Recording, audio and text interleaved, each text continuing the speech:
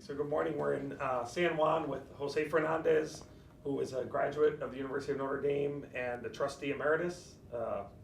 He is the chairman of the board of the Kinesis Foundation, which is a public foundation dedicated to promoting education and college access for students from public schools in Puerto Rico.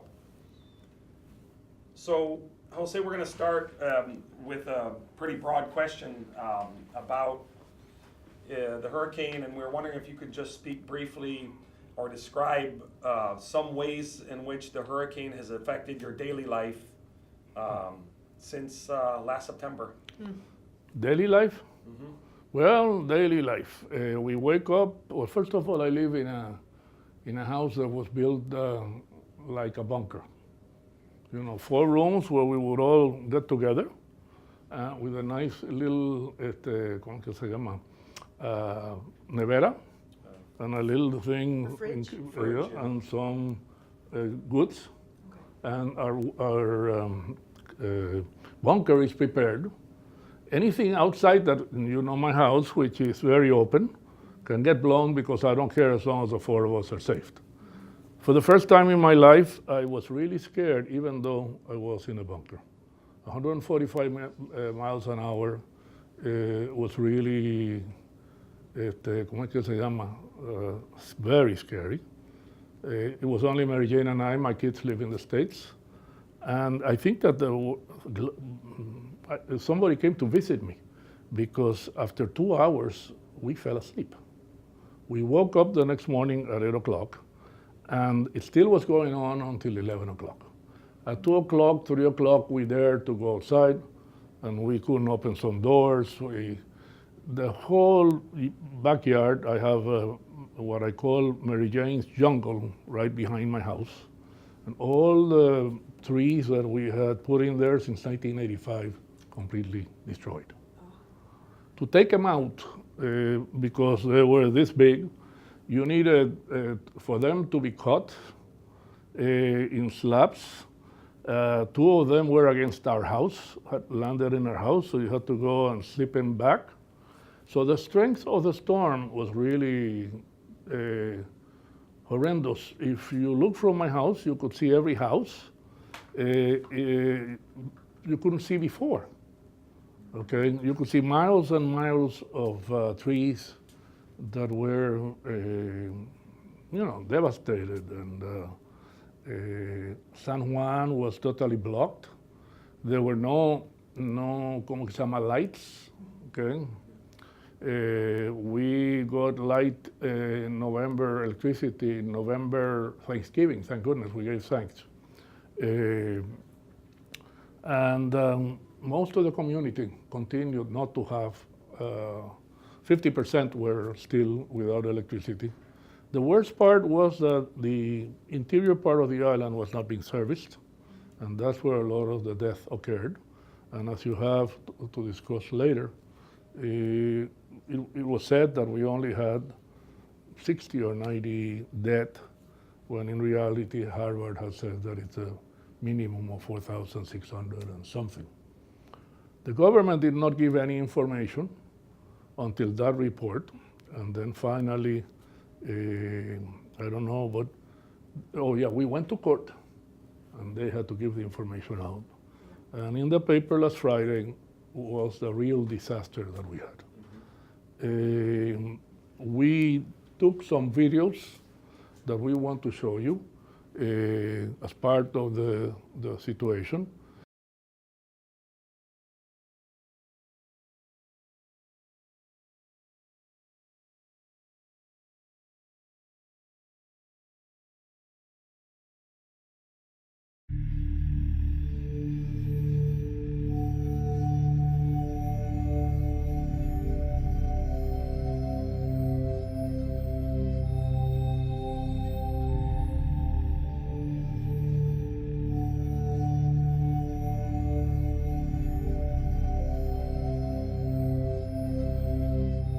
El principal reto es cómo llegar a los estudiantes. The ones talking is the school of Jayuya, which we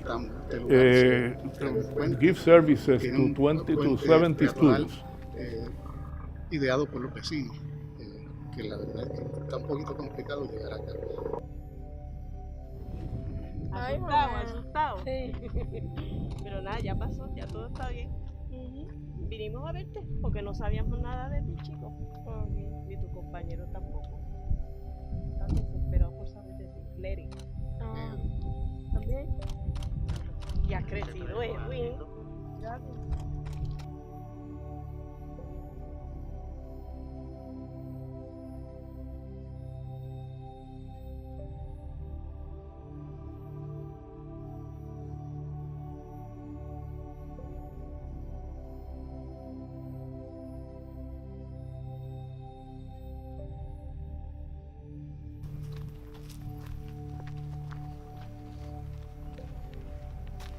A veces el helicóptero viene ahí atrás y vamos a buscar comida. ¿Y agua también? Sí. Y bajamos a casa de abuela cuando nos aburrimos aquí. Y afuera de eso más nada, porque y con eso no se juega, ni no vuelvo a decir que venga uno, porque no es bueno. Al principio uno como que quería que viniera para saber lo que era, pero ya no.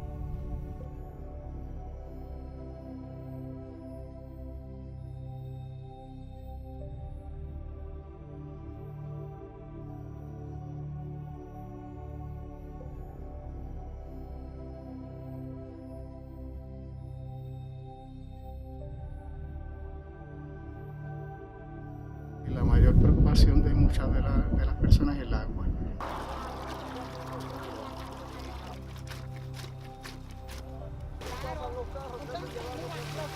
Sigo en lo mismo porque no hay agua, ni hay luz, ni hay nada. Bueno, incluso ni comida.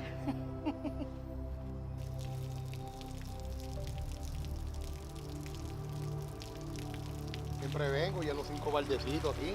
Un cuadro pues hizo bastante. Bueno, fue un desastre.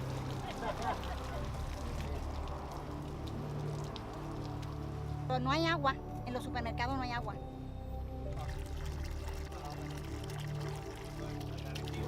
Pero casi ninguno de los barrios de Jayuya tiene agua, a menos que sea agua de comunidad.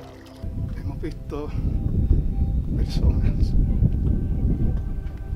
que están viviendo en condiciones infrahumanas y nosotros hemos entendido que tenemos que ayudar, aunque no sean estudiantes de nosotros. Can you stop it there for a minute? Sí. What we did is my kids from the States collected about $300,000, and we gave it to the 3 schools in the. Basically, what we gave them was light, a lamp with photovoltaic, and they could put in and maintain their computers, and they could continue working. We prepared water filters so they could throw the water. And in the schools, to get them open, what we had to do is deliver Spanish, English dictionaries, paper, to write, to read. There was nothing in the schools. And nothing was being sent from the, from the Department of Education. I'd like to mention that one of the disappointments, the biggest that I have is that Puerto Rico's budget has $2 billion for education. The federal government gives us another billion. So over 10 years, we've received $30 billion, and there's nothing to show for it. Okay? Absolutely nothing. Unfortunately, the situation is corruption. Okay? There's no other solution. The distribution of the money, instead of being from down up, everything is in a huge bureaucracy. Yeah. Okay, and that huge bureaucracy is keeping, as far as I'm concerned, the people uneducated and not helping Puerto Rico to go up. That's the reason we have to take care of. I decided I was going to do from 7th to 4th year because I wanted to save this generation. ¿Cómo se llama? La muchacha Ana García. Sí, pero do her work. Montessori. When I did the research back in 2007, Montessori was from 1st to 7th. Yes. So I said, we'll start back down to 8. And then we now have 500 students. okay, and we do a lot of services, which I'll explain later. But it is really, well, let's go forward, because it's 2 more minutes.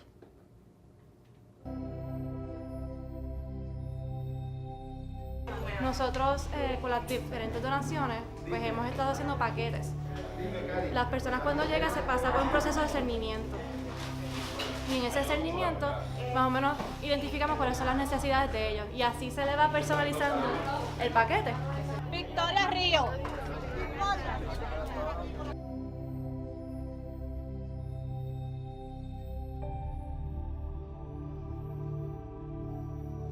Uno de los temores es llegar muy tarde, ¿verdad? Que no logremos ofrecer o tener los recursos suficientes para atender a toda la gente. Y lo segundo es no lograr la suficiente ayuda. Hay gente que ya era pobre, ¿verdad? Que lo que nosotros estamos descubriendo, y esto es bien importante, es la realidad de la pobreza que vivía alguna gente, que se ha agudizado después del Those huracán. are temporary seatings that FEMA gave out, so at least you could have and they're well mounted now, not in the first, not like the first hurricane back in '89, which they blew out after. And in Katrina, so they've made, you know, a really good permanent, last 2 or 3 years. No hace falta el agua, porque por lo menos tienen la casa. El agua se consigue. Y la luz, todo el mundo está sin luz. Yo estoy pasando una enfermedad, estoy en un tratamiento de cáncer. Y ahora con esto, a ver cómo uno se recupera, porque no es fácil.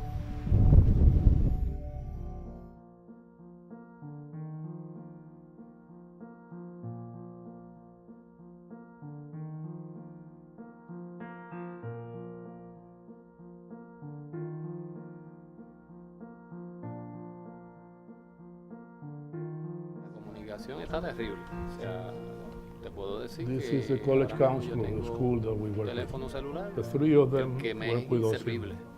Si en este mes yo he podido hacer 4 o 5 llamadas, es mucho.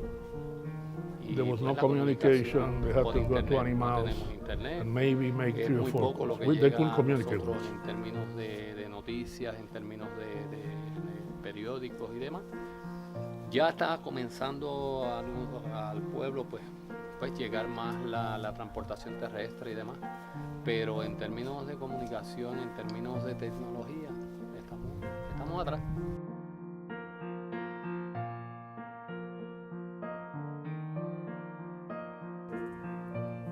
Communications blackout. To this day, only 32% of cell antennas out of 864 are working. Only, I mean.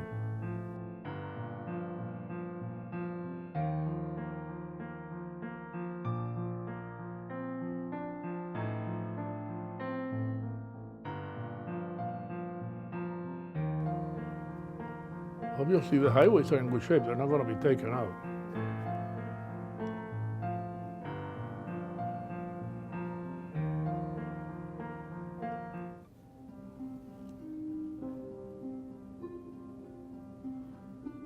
The official number today is that 57% of Puerto Ricans are under the poverty level. Poverty level here means $8,000. It means 19,000 in the States. Okay? Hay mucha necesidad, muchas personas mayores no quieren abandonar sus hogares. Están durmiendo en el piso, en casas que se fue el techo, que se le mojaron los cuartos, que se le mojaron las camas, tuvieron que sacar los matres. Es el único espacio que tienen para habitar a veces son los baños y las cocinas. Y esa necesidad está en muchos hogares donde hay muchas personas mayores. By the way, the weather there is at night 50 degrees. Huh? No, it's Para mi país, yo it's not pediría San Juan. que se ocupen más de los pobres, los que necesitan.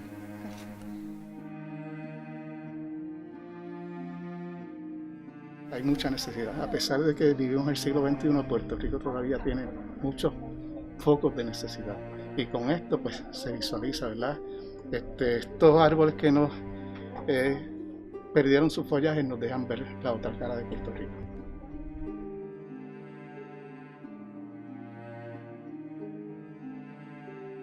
Que no pasemos desapercibidos, que no olviden a nuestro país.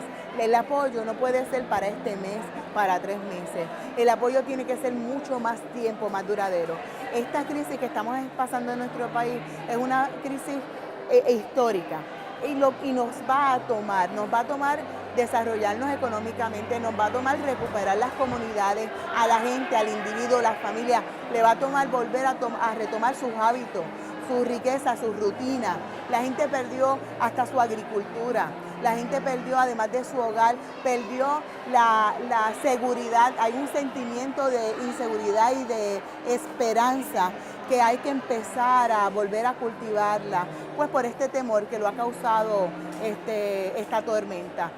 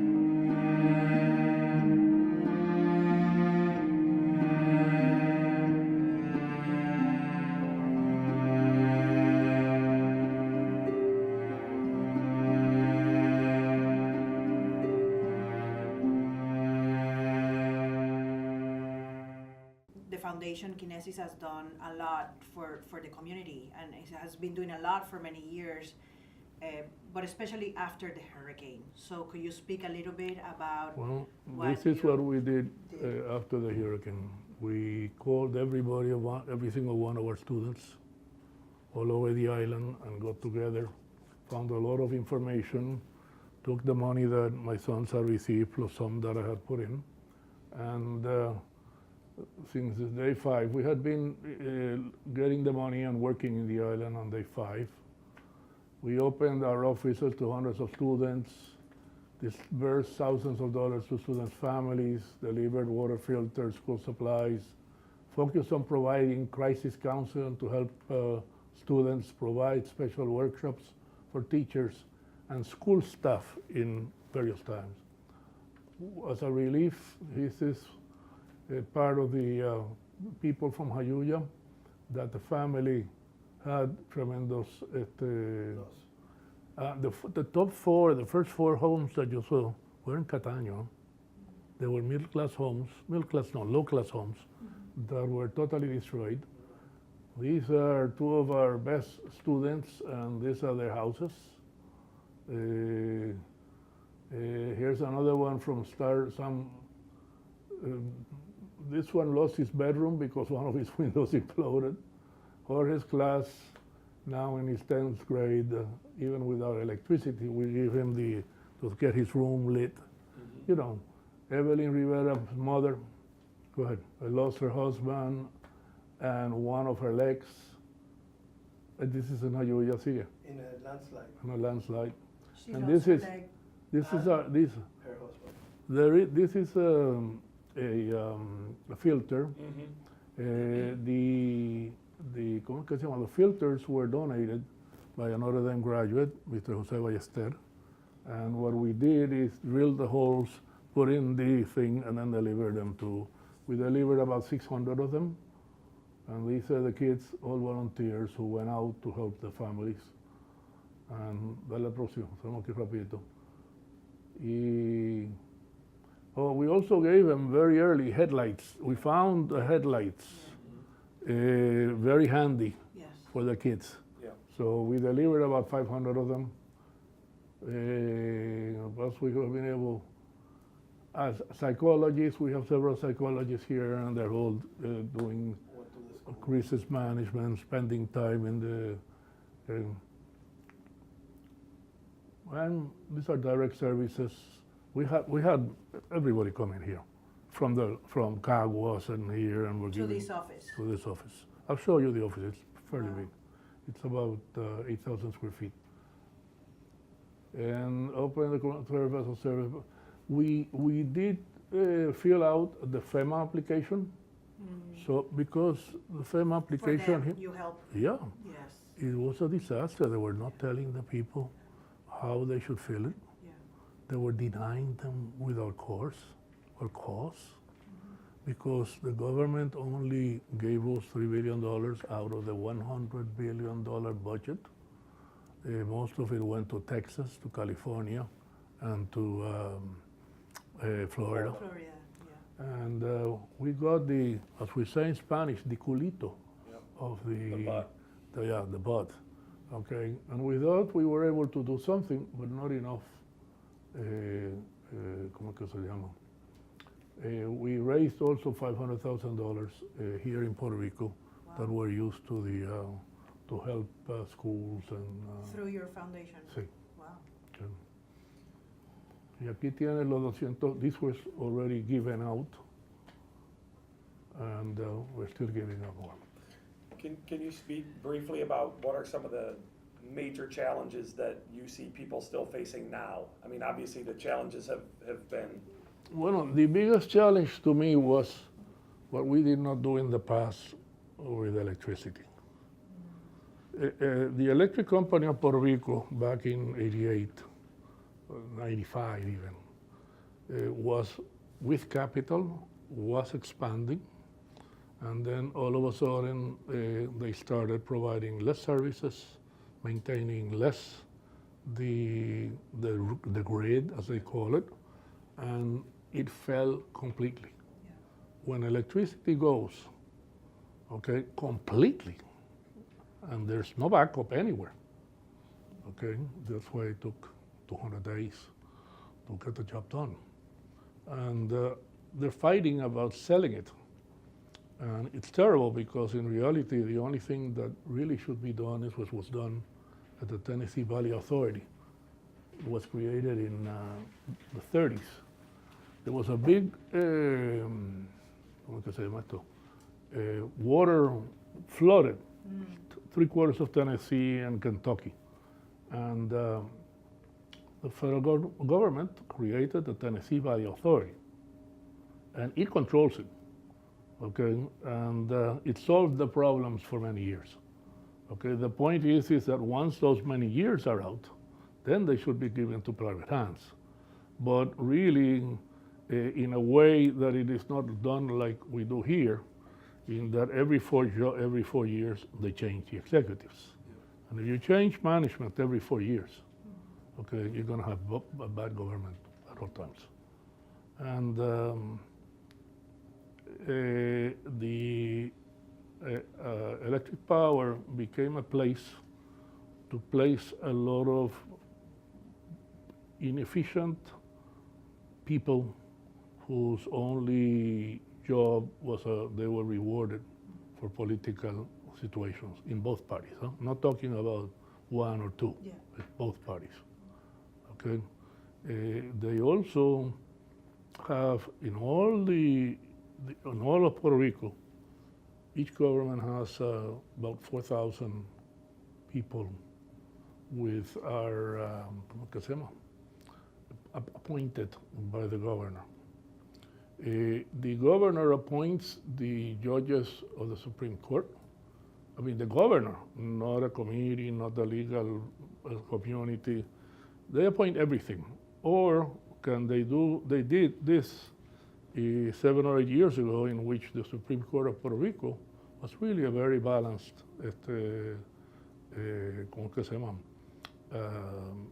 number of judges, 9 if I recall correctly. But then there were 5-3 or something like that. So the governor at that time, Fortunio, decided to add 5 new judges. So you turn around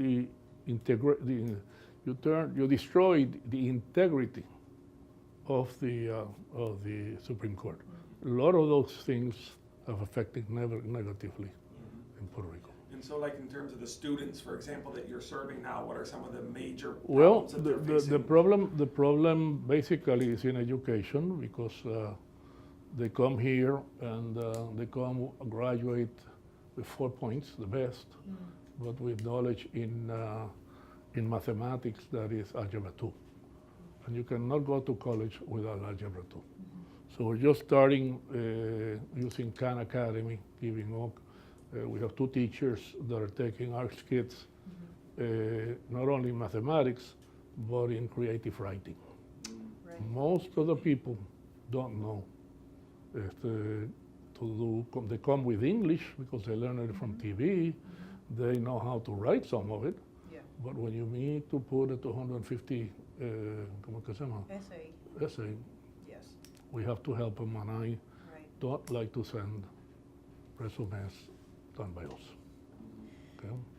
I saw in the slides that some of the students' photographs had become homeless after the hurricane. Do you have any idea how many of those are still homeless, or have they been able to figure out? The number is horrendous. The number of houses that were destroyed is horrendous. It's estimated to be somewhere between 150,000 to 300,000. And this happened in '89, but the money that was sent was used to not to rebuild the old roof, but to put them with cement. They're not doing it now. And if they don't get that help, or the government gets FHA or VA or whatever to come in, force zoning and the development of housing, okay, in the way that it will turn down the force of Maria. And we won't have what we have. But if you go to the country, it's all wood. Okay, and even though they've done the thing, well, look what happened in Florida. In Florida, they changed the rules, and by changing the rules, the disasters that were occurring are now less. They're occurring, but not with the death and the damage. Okay. But doesn't Puerto Rico have any laws about constructing with concrete? I am not an expert in that, but I would agree that with you that there's a lot of illegal construction and a lot of houses are constructed without being reviewed properly. Could you, well, the idea of this joint project between the University of Notre Dame and the University of Michigan, this teach out, the provisional title is Listening to Puerto Rico. I'm wondering, what do you think people need to hear, that people need to know about what has happened here since Hurricane Maria? Well, if you could, I know that's a big question, No, but no, if you it's could. not a big question. It's listening to Puerto Rico is learning about the past and the present and solving the future. Okay? And well, we have to really focus on the economy, and that's what we're going to do later. Medicare disparity, Puerto Rico disparity, which is $8 billion. Okay, and I have filed, I'll show you all the things in a little while, a complaint to the federal government that and it's already, we should have an answer today or tomorrow or next week as to whether they're going to dismiss, say no. And if they dismiss, say no, then we go to Boston and then we go to the Supreme Court. Okay, because there's nothing else that we can do. This is a constitutional issue. Do we have the same rights of the U.S. citizen or not? We are U.S. citizens since 1917. By President Wilson, I recall. But in 1900, the cases that were given away did not give us the full benefits. Until 1952, when the Commonwealth was formed, but when they sent us our Constitution, We approved it, made some changes. They said, fine, send them to us. And then they gave the power to Congress of how they treated Puerto Rico. From 52 to 76 was a honeymoon. After 76, you'll see later how more than 100 things are different from what is given to them in the United States. Such as, for example, we were totally excluded from the Social Security income in 1972. And that means that we were given 24 million for the last 40 years, and we can give out, I'm going to give you some figures, but the people in Puerto Rico receive $56, and the people in the States receive 700, 800, 900. And that money in the hands of the Puerto Rican poor is extremely needed for their health, for their safety, for their house, for everything. In addition, the Medicare system doesn't give us the same benefits. The most expensive benefits that we do not get is which is home treatment. Okay, that is available to everybody in the States. Home treatment is the most expensive part of Medicare. Excluding that, how can somebody have to pay 2 people in their house taking care of them when you're encamado? They can't pay for it. Okay, so they stay in the homes, and a lot of them died, as you saw in the article, because of that. Medicaid is given to the states. It really goes directly to the state. I was speaking of things that were directly to the people, because I'm more interested in money going directly to the people. So I'm going to go backtrack a little bit and talk about PAN, which is a food stamp program.